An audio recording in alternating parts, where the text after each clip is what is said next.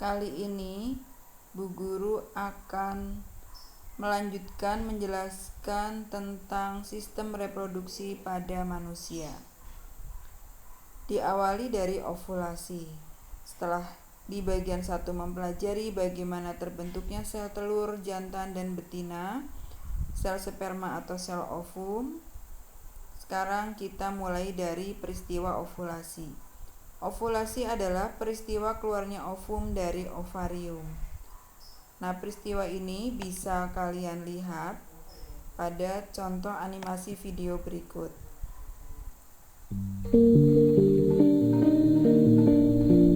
Ovulation is a part of the menstrual cycle when the ovary releases a ripe egg, or ovum. Inside the ovary are hundreds of thousands of follicles. Each follicle is a hollow ball of cells with an immature egg in the center. The typical 28-day menstrual cycle begins on the first day of menstrual bleeding. During the first 7 days of the cycle, a few follicles begin to grow at the same time. These maturing follicles secrete estrogen hormone into the bloodstream to prepare the lining of the uterus for pregnancy. Around day 7, all of the follicles stop growing and begin to degenerate, except for one. This dominant follicle continues to grow and nourishes the developing egg inside it. Around day 12, the follicle secretes a large amount of estrogen into the bloodstream. When the estrogen reaches the hypothalamus and the pituitary gland in the brain, the anterior or front part of the pituitary gland releases a huge surge of luteinizing hormone into the bloodstream. Around day 14, luteinizing hormone causes the follicle to undergo a sudden growth spurt. Right before ovulation, the egg detaches from the inside of the follicle. The bulging follicle releases chemicals, causing one of the two fallopian tubes to move in closer and surround the follicle.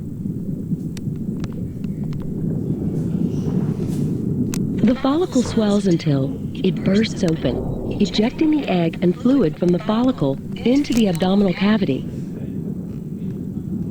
In response, the fimbriae, tiny projections at the end of the fallopian tube, sweep across the ovulation site and pick up the egg.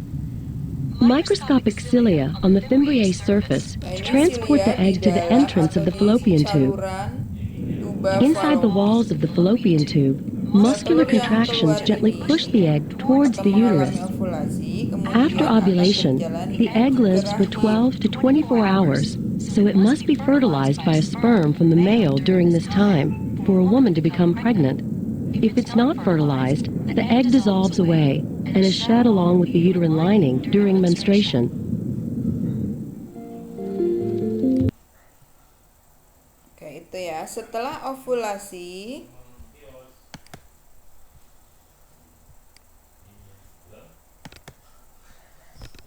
maka ada dua kemungkinan yang terjadi. Bisa kemudian menstruasi atau fertilisasi. Akan mengalami dua kemungkinan. Kemungkinan pertama, bila terjadi menstruasi. Akan terjadi menstruasi jika tidak terjadi fertilisasi. Artinya ovum tidak dibuahi, maka akan terjadi menstruasi, yaitu peristiwa luruhnya sel ovum yang tidak dibuahi bersamaan dengan dinding endometrium yang robek atau mengelupas. Menstruasi terjadi diawali dari peristiwa ovulasi tadi ya, keluarnya sel telur dari ovarium atau indung telur. Nah, pada saat sel telur matang, maka ovarium akan mengeluarkan hormon estrogen. Kemudian kelenjar hipofisis menghasilkan hormon progesteron, sehingga menyebabkan dinding rahim menebal. Nah, di sini bisa dilihat siklus menstruasi gambarnya. Nah, mulai dari produksi hormon, di mana siklus terjadi dari 0 hari sampai 28 hari sekali. Nah, puncak terbentuknya hormon sehingga sel telur matang yaitu di hari tengah-tengah, hari ke-14. Kalau siklusnya kok 30 hari sekali, maka puncak hormon estrogennya itu di hari ke-15. Nah, ini kondisinya seperti ini di dalam pembentukan sel telur.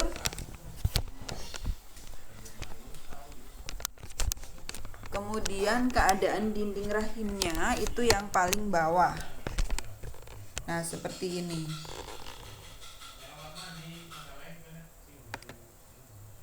Oke.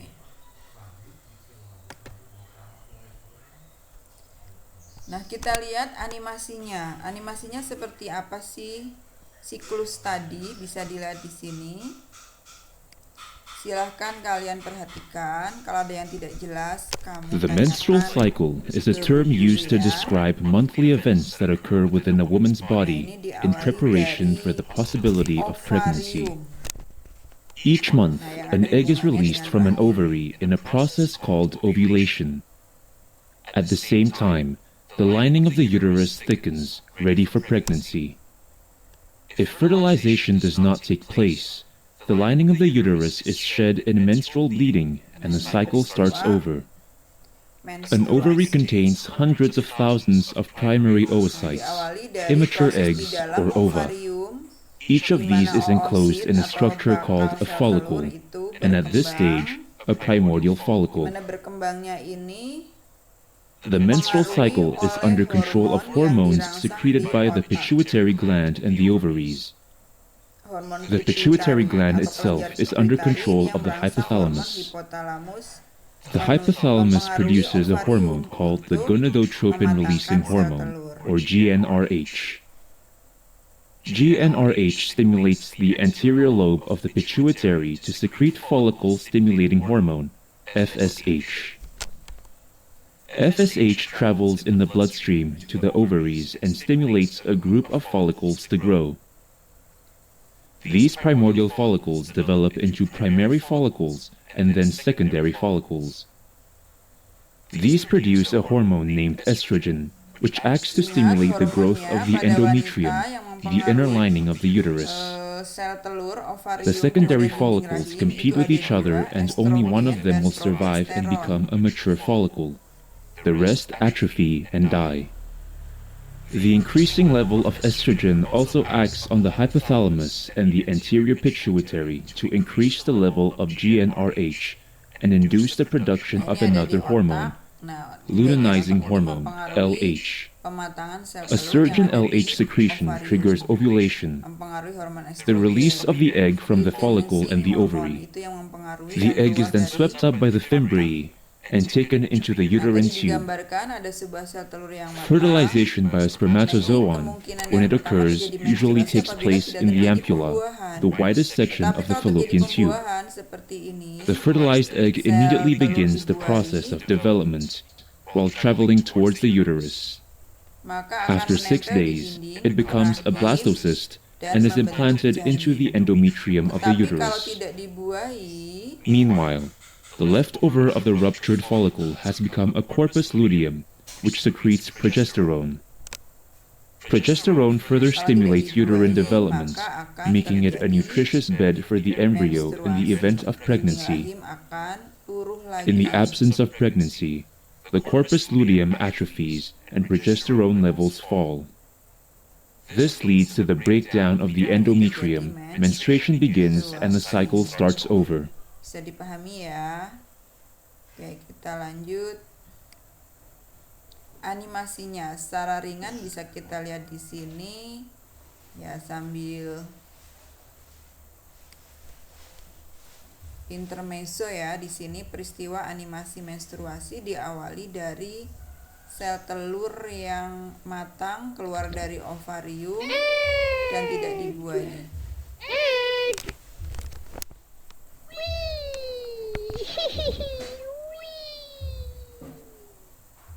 Nah, ini menempel di dinding rahim, tetapi karena tidak dibuahi, jadinya Blop blop blop blop blop blop blop blop blop blop blop blop blop blop.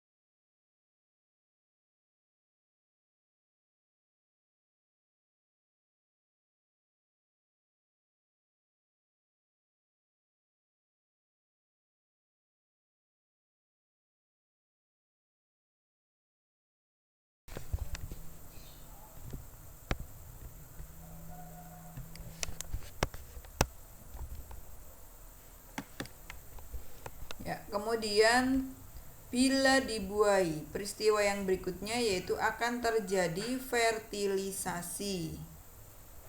Fertilisasi artinya peleburan antar sel sperma dengan sel ovum atau pembuahan dan menghasilkan zigot. Zigot akan menempel atau implantasi pada dinding rahim atau uterus dan tumbuh berkembang menjadi embrio dan janin. Keadaan demikian disebut hamil atau gestasi atau istilah lainnya adalah nidasi. Janin akan keluar dari uterus setelah 9 bulan kurang lebih 10 hari atau sekitar 40 minggu atau kalau dihitung dalam hari kurang lebih 288 hari kemudian bayi lahir. Nah, urutannya bisa digambarkan di sini ya, dimulai dari sel telur di dalam ovarium, kemudian matang, ditangkap oleh Fimbriae, kemudian ada sel sperma yang datang ketika terjadi fertilisasi di sini. Jadi pertemuan antara sel sperma dan sel telur itu di sini di oviduct atau tuba Fallopi atau saluran telur. Kemudian ada satu sel sperma yang menembus sel telur tadi. Ketika sudah ditembus oleh sel sperma, maka sel telur ini akan memperbanyak diri. Ya, pembelahannya mitosis. Nah, lama-lama kemudian membentuk zigot. Nah, ini sambil berjalan ke sini terus membentuk zigot. Dari 2 sel, 4 sel, 8 sel dan seterusnya, terus turun sampai menempel di dinding rahim, terus berkembang, membentuk rongga dan terjadilah atau terbentuklah janin. Di sini terus berkembang sampai kurang lebih 9 bulan 10 hari.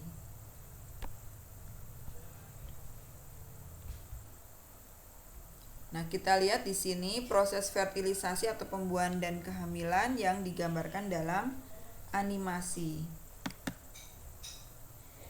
Kalian perhatikan.